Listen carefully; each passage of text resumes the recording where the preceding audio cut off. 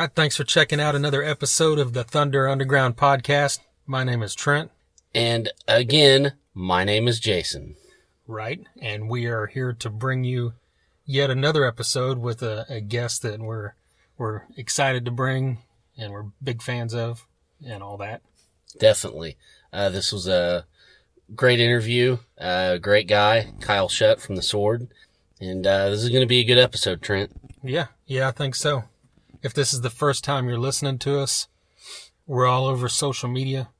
We've got our website, thethunderunderground.com, has the links to everything for Facebook and YouTube and Twitter, Instagram, and of course SoundCloud. That's right.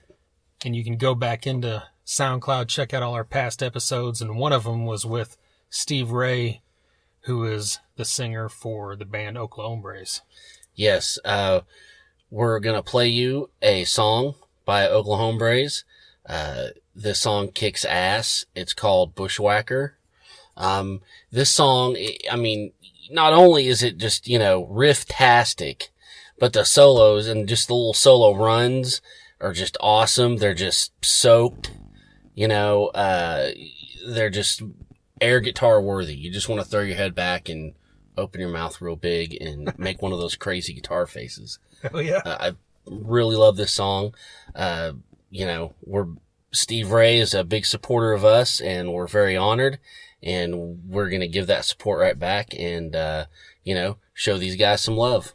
Right on. Check this song out. It's called Bushwhacker.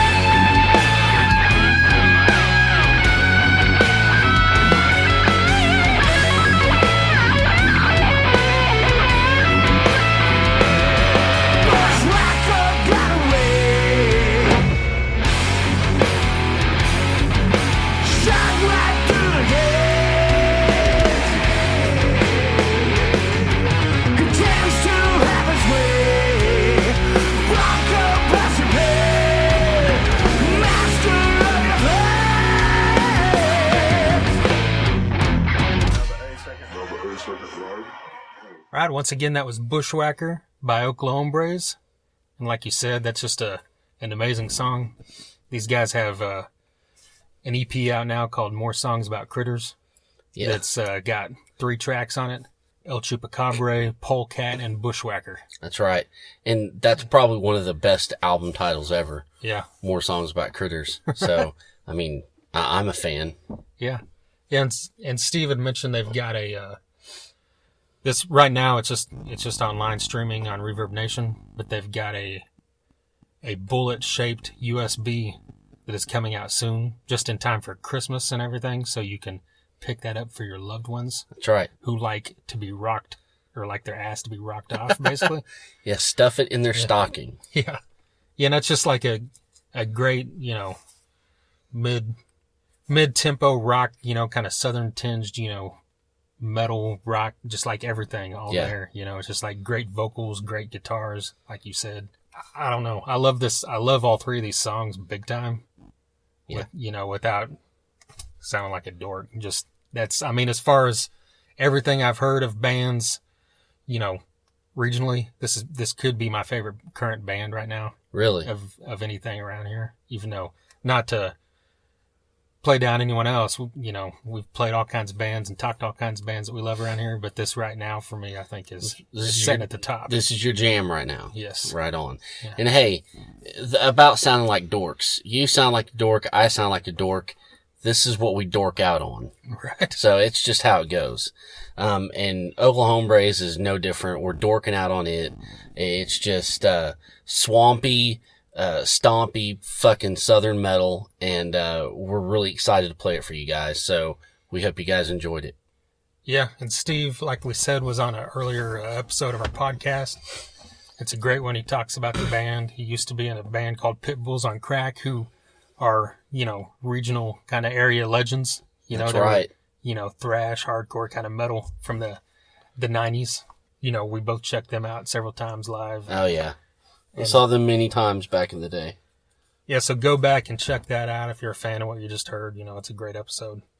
All right. Speaking of live music, we've got several shows, cool shows coming up. Quite a diverse styles, I believe. Very diverse. Yeah. This, by the time you hear this, most of this will have actually, several of these things will have already happened. But we're going to see. Probably, yeah. Yeah, we're going to see Doyle.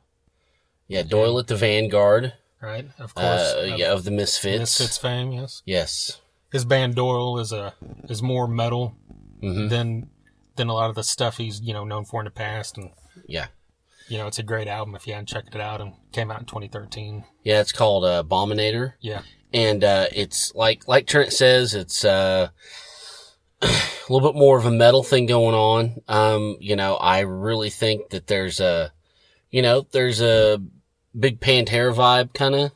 I mean, not to the point where it's copping them or anything, but I mean, it's, there's a Pantera vibe. So if you're into that kind of thing, I think you'll really enjoy this CD. It's pretty good. Yeah. Yeah, I'm looking forward to that because I've never seen him live. Yeah. No, I think we did. Oh, yeah. When they opened for Anthrax. I don't think he was there then. I don't know. We got to find out. We got to look that up. What year was that, do you know? 96. Oh, then yeah, he probably was because I think he was there all through the late 90s. Okay, so we've seen him before. Yeah. So we're going to see him again, and it's probably going to be pretty up close. Yeah. Because the Vanguard's a small room. Yeah, so looking forward to that. And then the next couple of days, I'll be seeing the Winery Dogs. Yes. In Ardmore, which is South Oklahoma, and then in Dallas 2 nights in a row because they're worthy of seeing them 2 nights in a row. They're worthy of seeing 84 nights in a row. Right. If you ever had the means to do that. Right. They're worth that. And they could play the same songs every night and it would still be worth it.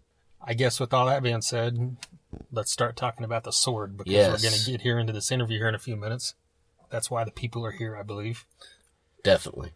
So the Sword has a new album that came out a couple months ago called High Country. It's a little bit of a departure style-wise, but it still sounds like the Sword, which is, Oh, for sure. Right. So it's like kind of, a lot of the reviews I've read, people say that it's like got a a classic rock feel to it, like a Thin Lizzy at points and that kind of thing. I can hear that maybe a little bit. I don't know. To me, it just sounds like, what about the Sword kind of mixed with that era of music, Yeah. Yeah. And it's a phenomenal album, It's got all kinds of different, things going on, like all their albums do. I think it's worthy of a year-end list for albums, the best albums of the year. Yeah, for sure. I think so. I think it is a little bit of a style change. It is a little bit of a shift. I mean, there's no doubt you can hear a difference, but I mean, it still rocks and still sounds like the Sword. Yeah. So I don't know. I see no problem with it, and I'm actually glad they are mixing it up a little bit. I like when bands do that. Some people don't like when a lot of bands do that. I kind of like it, Yeah. Yeah, and if you're a fan of it, I don't see how you wouldn't like what they're doing now.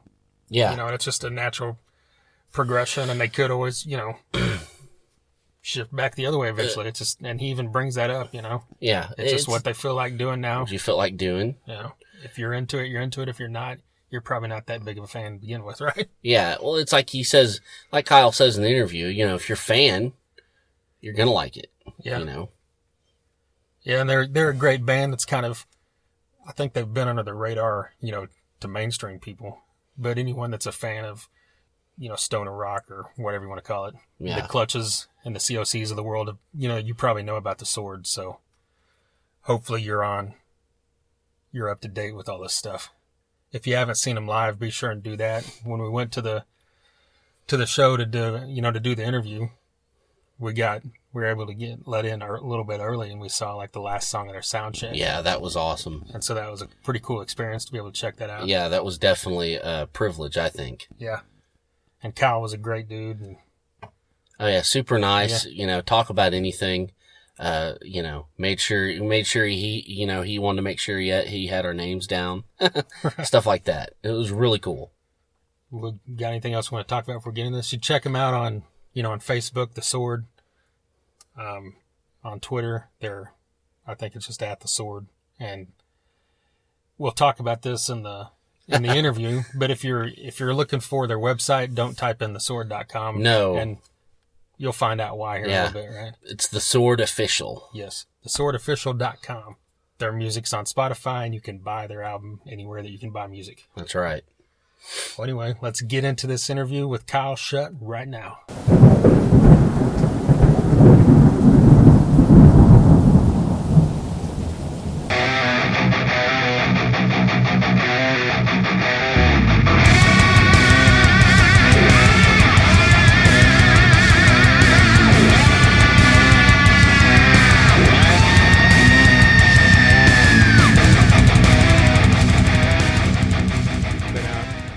Now, so I was wondering if you've got all positive response from fans, or because since the sound's a little bit different, have you had any fans? Yeah, we've had react to it in a bad way or whatever. Yeah, I mean our fans dig it, and if you don't like it, then you're not a fan, right? So and maybe you never were. I'm just kidding. No, but it really kind of split some people, or down the middle there. They loved it, they hated it, and I kind of wanted to do that anyway, just to at least make you feel something, but it's. I think people seeing it all live are really, most of their worries are put to rest, that we're like some kind of different band or something. I don't know. We've never made an album that sounded the same anyway, so I don't know. For us, it was kind of a natural kind of progression, but I guess some people just got real rooted in their thinking that we were just one particular thing or something. I don't know. I feel like we've always just kind of wandered around musically anyway, but yeah. It's funny you said what you just said about if you're a fan, you're gonna like it anyways. Yeah. Because I don't know, I see that a lot of people don't think that way. So and that's what we were talking about how are we gonna let's ask them about the sound change or whatever, and I'm like, well, if you're a fan, it's not gonna matter. You're gonna dig it. You're not gonna listen to something you don't like. So, right. I don't know. I think it's a great album. I hope that the response is good. Well, thanks, man. I appreciate that. It should be. I just don't like the closed-mindedness of people, you know. Yeah, it happens. I mean, it just sometimes it take a little pushing to get outside the box. You know what I mean? So hopefully we'll make some people come around a little bit. Just anyway on more things than just the Sword record. Yeah. Right. Yeah. push them in the right direction. Exactly. Yeah. Was it a conscious effort to try to like keep yourself where you weren't limited to what you were doing before? Yeah, you could say that. I mean, it was not necessarily that so much. It was just it was more of a conscious effort than we had done in the past to create different sounds. Usually, it was just we kind of would have gone into the studio with like an exact album ready to go that we already had in our minds and that we wanted to make kind of come into being. But this time, we kind of went in half baked and just recorded everything we had, and just kind of if something wasn't working, we just moved on to the next part and just kind of jumped around a lot more. And it was like really kind of all over the place. It wasn't just like this real regimented kind of first drums, then bass, then guitars, then this. It was just kind of whatever, whenever, whoever was around. That's just whenever we did it. So it kind of had more of like an immediate kind of feel, I think. It was just like everything was kind of just done on the spot, and then we were like, screw it, just we'll figure out how to play it later. You know what I mean? Let's just make this album, make it sound as cool as possible. That was really what we wanted, just to add some depth, I think, to our recorded body, and just that. Excuse me. I feel like the producer we had, Adrian Casada, he did a great job of just bringing the depth into it as well. I think just with just more layers of sound and just things like that. It's nothing that nobody hasn't done before. I'm not going to say like we're reinventing the wheel or something, but I like the old wheel. Right. Yeah. The horns on Early Snow, that was awesome. Thanks, man. I was like, I don't know, I just wasn't expecting it. It popped up. I'm like, that works. Yeah, Adrian kind of came from like a big Latin like orchestra, if you want to call it that, like a big band kind of, and with like a whole horn section and everything. Then we're all friends with all those guys, and we were kind of just waiting for it, like waiting for him to bring it up, like just to put some horns on a part, and he didn't forever, and then finally one day you could tell it was just eating him up. And he was like, guys, I really hear some horns on this part of the song. We're like, we just died laughing. We're like, yeah, bring them in, man. Let's do it. So they did it in an afternoon. I mean, I think we grilled some tacos and smoked some weed and just, laid down some tracks. It was fun. That's awesome. Is the writing, when you guys write, do you write music and then bring in lyrics afterwards, or is it just however it works? Yeah, well, JD writes all the lyrics. And sometimes the lyrics will be like the last thing, over a song. But a lot more often these days, he'll already kind of have entire songs written, sort of like it was when we first started, just because he lives in North Carolina now and the rest of us are in Texas. And I might be moving soon, too. So the way we write is just kind of changing, where it's all like, he'll come up with definite songs, and then the rest of us will kind of jam and just get all of our ideas recorded and just bounce it around and just eventually make songs out of all of it. Well, do you know, like on Warp Riders, did he write that complete, like lyrically, before you guys came in and put music to it? No, but it was a story that he had written. It was the way that album was kind of like a soundtrack to like a movie that doesn't exist. It's just like there was already the story that he had written, and then he just kind of wrote an album around that story. Okay. We are eventually going to release the entire story. We wanted to do it in the form of a graphic novel. Around the time the album came out, but the record label didn't want to pay for it, and it was our last album, that contract anyway, and they were just kind of, I think they were wanting to get rid of us. And that's okay. We'll do it again someday, I'm sure. Right. Maybe like on the 10th anniversary or something. I don't know. We'll see. You never know. Yeah. Right. Well, you brought up the record label. It's like your second album now on Razor and Tie. Have they been good at promotion and helping you guys out? And yeah, they really have. And it's the only like complaints I have these days are just labels in general, like kind of giving everything up to streaming services and just kowtowing to all them and everything, where it's just like it's getting, even though we do have a label that is putting a lot of money into promotion and everything, it's almost like they're giving the album away most of the time, and then it's like it seems like any kind of label should be in the business of selling records, and they feel like they should have been more heavy-handed in those negotiations. But hindsight's 20/20, and I would like to eventually just be able to own all of our own recordings, and just release it that way and just be entirely in control of it. I mean, not bag and Razor and Tie in any way. They've done a great job, but it's just that these days, if you want to survive as an artist, you got to really like think outside the box. And I think the days of record labels and managers and just this all the unnecessary middlemen is slowly fading away. Yeah, it definitely is. Sorry. No, I was gonna say, what do you think about? I noticed on your guys' website, like Spotify's predominantly featured there. So are you supportive of that? Because I know a lot of people have an issue with it since you're getting next to nothing in return. Know, it's true, but I got to say that just with record stores disappearing and youth not being able to get into music the way that I got into music, it's just like times are different. Things change, and like kids these days, anything that gets anyone into music, I think, is a good thing, because it is just for as much information is out there on the internet, it almost seems like everything gets lost, and it's harder and harder for anybody to get exposure, or harder and harder for anybody to find good music or something like that. And so Spotify makes it really easy to kind of get in touch, with like other people and see what they're listening to and find out really old music or brand new music they wouldn't have thought about. And then eventually this has been the same argument since the days of Napster or whatever. If they really like it, they're going to go to the show and buy a ticket and buy a t-shirt and everything too. So you just like,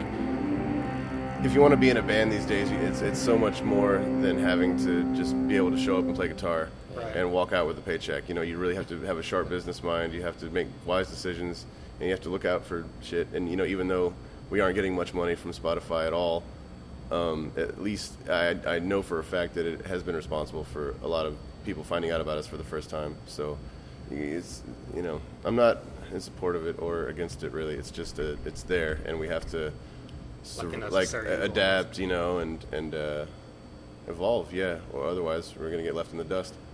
Yeah. Well, that's the thing, if it gets a kid to a show, which is where it's at, so. I will say, because that's what I do. That's what I define as what I do. Is I get on stage and I drink a little whiskey and I just tear ass on guitar for about an hour and a half in front of a bunch of people that came to have a good time. It's really hard to replicate that, in the studio. So I hate to say, it's not really our job to make records. I mean, it is. I like making records, but it's just really, I think what I do is right there on that stage, and that's the whole point of kind of the type of rock and roll that we play, is just to get people off their ass and out to the show and just to have a good time. Yeah. Well, it's just the same thing, just things have shifted. It used to be we need to tour to support a record. Now you just record to support a tour. I mean, you can say it that way. I've thought about it that way sometimes. No, it's true, because there is such a thing as pointless touring when you're just going out. Just like a lot of bands make that mistake early on. They'll just, we'll just hit the road, and that's cool. Don't get me wrong, but don't hit the road unless you got something to sell or that you're pushing. Like a new record or a 7-inch single or anything like that. Yeah, definitely. Is the logo gone now, since it wasn't on the new album? Oh, it's not. It's there. It's on a lot of old albums and T-shirts and everything. No, we're kind of wanting to just get away from that for a minute, just so that people don't think that that's all it is. I mean, it's always there. You know what I mean? We can always go back and make a shit ton of T-shirts, right? With whatever on it and everything. But no, we got a lot more kind of 60s style, linear, psychedelic kind of artwork for this album cycle, just done up already. And just it kind of the album had a different feel. It didn't really look like it needed a sharp, angular, metal-looking logo on it. You know what I mean? It's kind of it sounds more like the Eagles than it does, Amon Amarth. Right. So we just, we wanted to go with a photographic cover, and instead of an illustrated one again, and that was just kind of just an attempt to shake things up a little bit and just show people that we're not just one thing. Right. Or do any of the band members do you guys have a part in those old album covers, the illustrations, or do you just hire someone and kind of give them an idea what you want? Kind of, like that, you know what I mean? There's various levels of involvement, but it was never the same way twice. This time was we just went photographic, you know what I mean? Right. Let's get into beer. Yeah. You guys have your own beer. How did that come about? What's your favorite kind of beer? We have a few different kinds. Some people made some in Baltimore called Oliver Ales. That was a couple of different beers they did that were really good. But the ones that we were really involved with from the ground up are from Real Ale in Texas. Okay. Just a friend of mine that was the head brewer there that I met by hanging out at this one particular beer bar in Austin. We just got to talking about making a sword beer, and at first I thought it was just an excuse to hang out with me or something, because it seemed like it was never going to happen. I was like, hey, what's going on here? But no, eventually they put it on the calendar, and we went out and brewed it and filmed the whole thing and made like a little mini movie about it. It was like a English style ESB, just like an English pale. It was really good, and it was called Iron Swan. It was only available in Texas, but we did a tour, in support of it, just because, like we were talking about, if you do something, then book a tour around it and hit the road, because the press release goes out to a ton of more people than just in the state of Texas. You know what I mean? So it's almost Definitely. like releasing a beer that people can't get is really good press. Yeah, you see And it might get people to like fly into Texas to come to the shows to drink the beer or whatever. We're doing another one actually with Real Ale. It's going to be an oatmeal stout, and it gets released December 1st. Yeah. And but the party that we're going to throw in celebration of it is going to be December 18th in San Antonio at the Paper Tiger. So that one's going to be like a kind of a special event. We're going to do it in big bombers, like 22-ounce bottles, and already got the artwork approved by the TABC. And it's like the alcohol police in Texas. Well, that's a perfect time of year for an oatmeal stout. I know. I'm so excited. I really am, dude. I like collaborating on things like that, just because we like beer. Like they like the sword. So it's just kind of one big happy thing.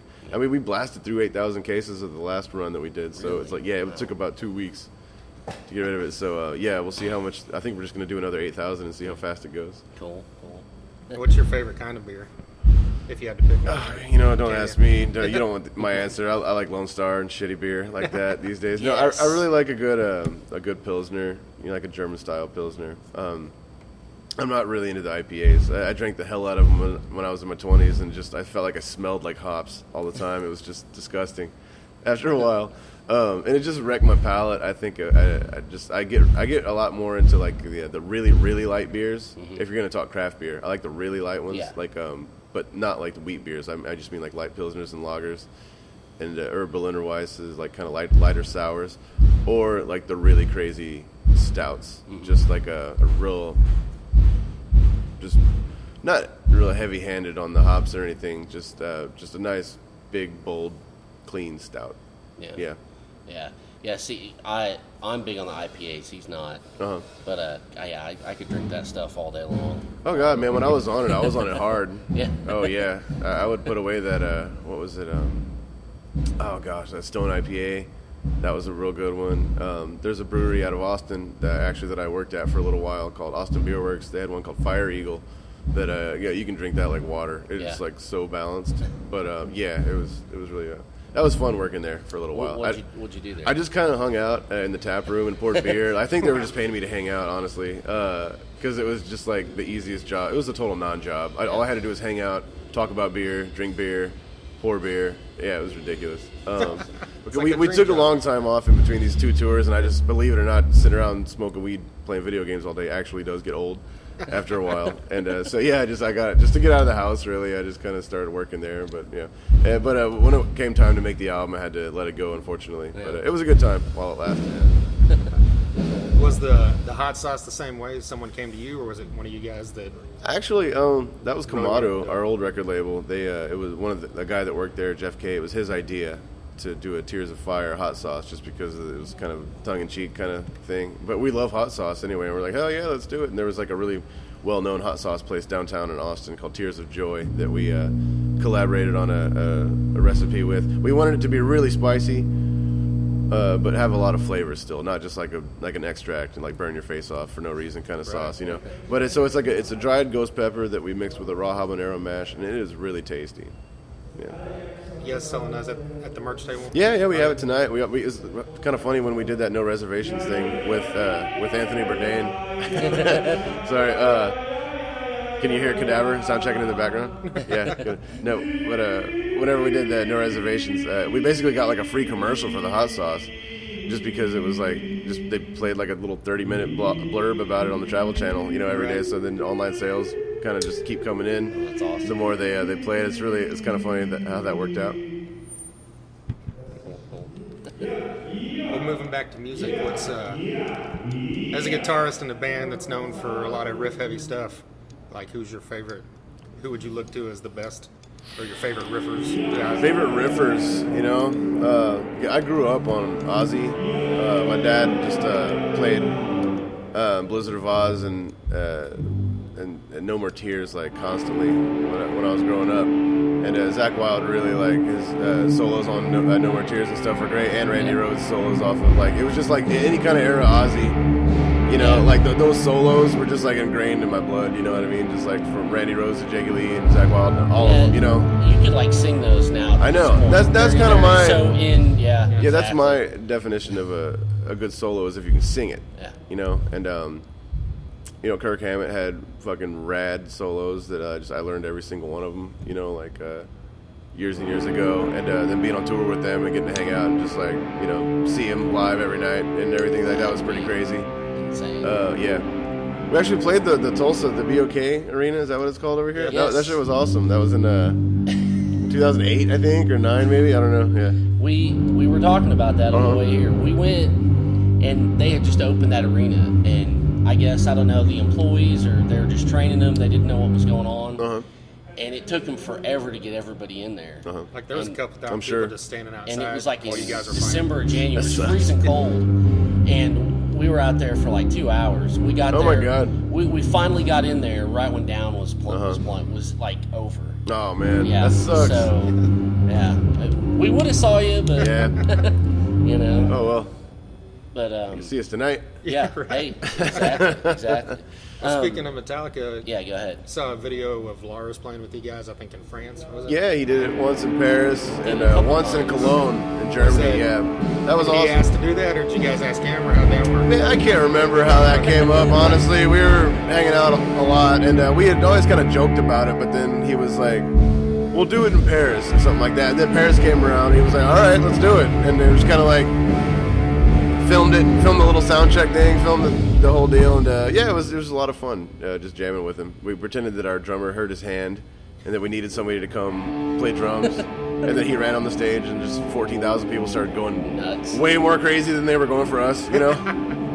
But no, it was a lot of fun. And then we did it again in Cologne just because it was so much fun. Well, you know, in Cologne, that was the last show we played with them on that tour. It was like after a year's worth of tour dates, we were finally like, guys, we got to go home.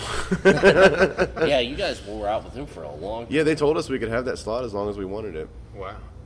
They Not were bad. incredibly generous. There isn't a single band alive, I guarantee you, that is as generous as they are to their opening acts. Really?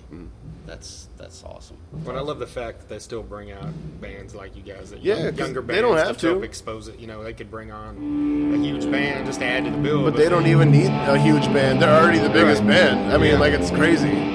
They could do just them if they wanted Yeah, to. Yeah, And people would line up down the block. Yeah. But like, I was kind of curious because I know a lot of your. I was looking at your set list on this tour so far, and it's pretty heavy on the new stuff. Yeah. And what do you think it is about like this genre of music that fans are more accepting to that? Because you get a lot of genres of like standard rock or hard rock or heavy metal where people get pissed off if they're not hearing all the old stuff.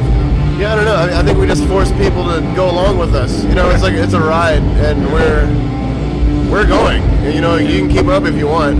You know, because we kick ass live. You know, and I have full confidence saying that.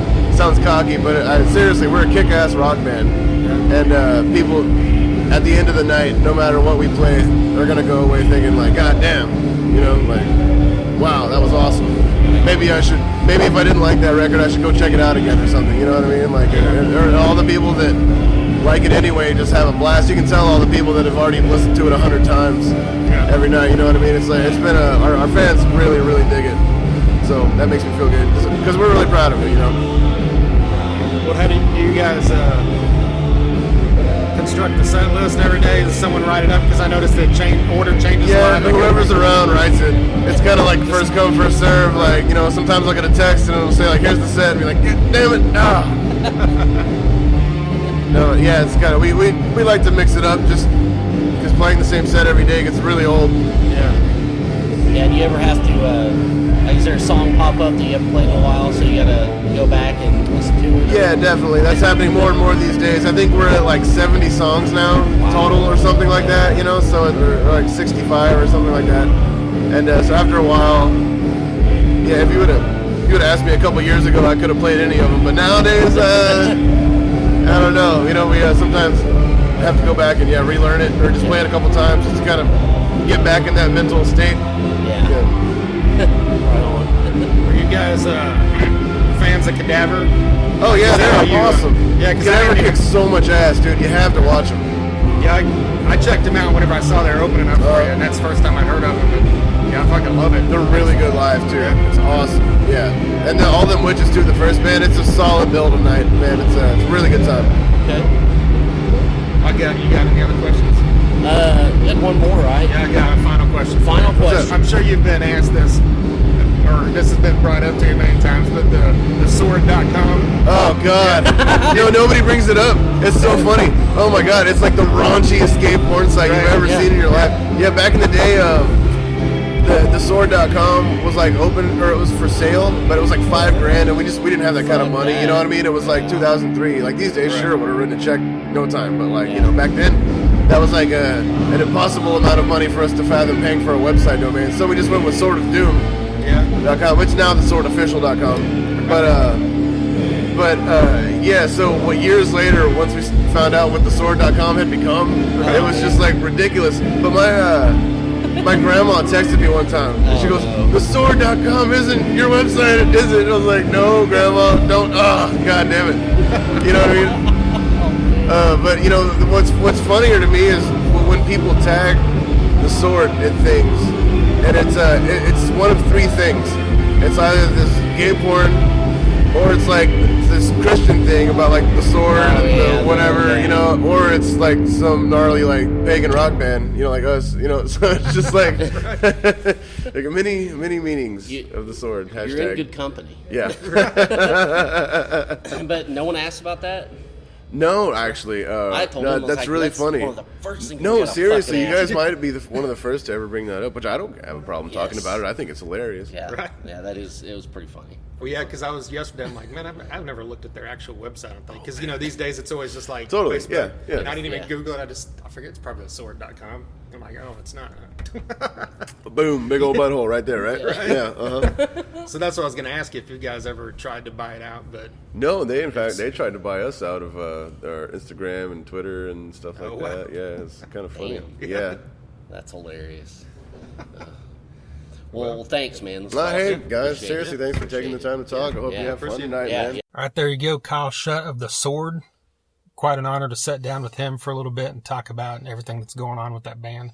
Yeah, from from beer to weird porn or weird websites. You know, Yeah. it was all good. Yeah, great music, gay porn, and beer, right? Oh, Lord. Yeah, whatever. Now that's a combo. Well, once again, want to send our thanks to Kyle and the band for taking Yes. the time to do that. And again, check him out at theswordofficial.com and on Facebook and Twitter and Instagram. Yeah, Check him out. Oh, sorry. Thanks to Kane's Ballroom, Brendan, the tour manager. Right. He, I think he helped you out getting this together, so thanks to him. Yeah. And check out Kyle on Twitter. It's at sword_solos, which is pretty cool, I thought. That is cool. And then on Instagram, it's just at Kyle Shutt with 2 T's. Well, we want to bring you now a second song from the Oklahombres because, like we said earlier, we're a big fan of, this band and what Hell they got. yes. And this song we want to play for you now is called Polecat It's a song about critters. because you need more of them. You always need more of them. Yeah. And this one's kind of got a great kind of pounding groove to it. And it's a little, it's a little faster than the one we played earlier, but it's got, this great, pounding drums and bass, get you going. And then the great guitars and of course the great vocals. So it's kind of everything's there that needs to be there. Damn right. If you guys haven't figured it out, we really dig this band and we want you to dig this band. So listen to this stuff. Yes. This is called Polecat.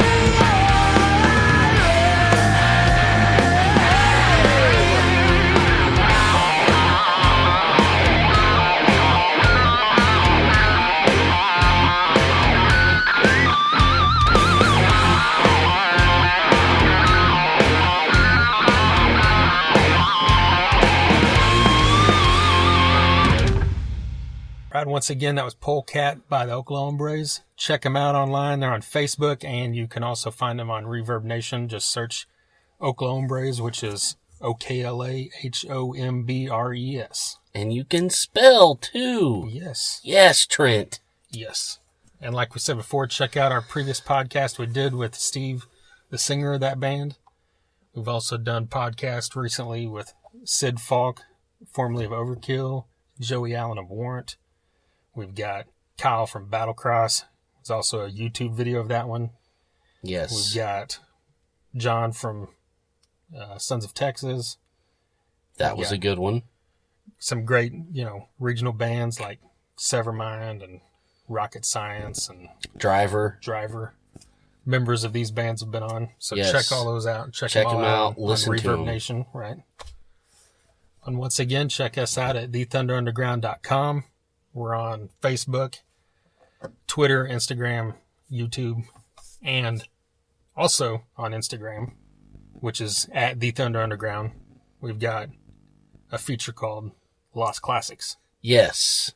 And this is something we had done pretty regularly for a while, and then once we got heavy into doing these podcasts, we kind of let it slip for a bit. Yeah, it kind of went by the wayside, but it's back now. We've got one that we just put up. Yeah, this past week you did. From Bloodline. Right.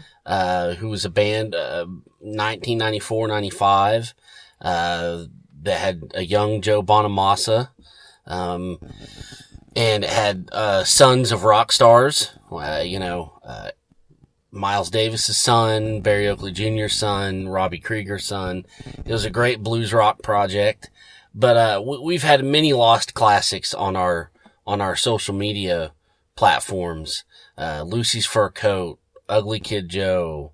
We've had some Black Sabbath, some more obscure Black Sabbath with like Tony Martin, and we've just had all kinds of stuff on there. Yes, albums from big bands like Megadeth and that kind of slipped under the radar. Yeah. And Corrosion of Conformity, and down to bands you might not know about, like you said, Bloodline, or we did Saigon Kick and Fight, and some bands that had a little bit of fame in the 90s but didn't last in the mainstream. Which is why we call them lost classics. To us, they're classic, and more people should have got into them. Right. So that's why we feel they might have got lost in the shuffle a little bit. And it's just, we put the album cover up there and we write about it, and just to kind of get conversation going. So it's a fun thing for us, and people seem to really dig it. Yeah, and that's on Instagram. If you just hit the hashtag Lost Classic, all one word, there'll be some other random stuff mixed in there from other people, but the majority of them in that hashtag are our stuff. Yeah, and you'll be able to tell. Yeah. So anyway, we hope you check that out. Hope you dug what you heard, and we hope that you tune in again next week. Yes, we will have an oh-so-tasty episode, as always. Of course. Thanks again, thethunderunderground.com, and we'll talk to you soon. See you later.